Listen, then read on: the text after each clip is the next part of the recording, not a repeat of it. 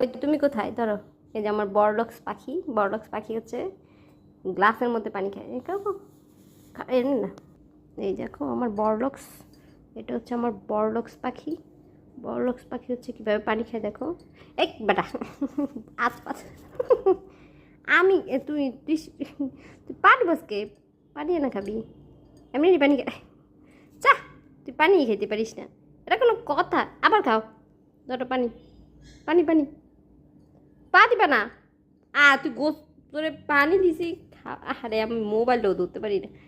দিছি খাইতে। এই বেটা, এ শুন, শুনো আমার কথা শুনো।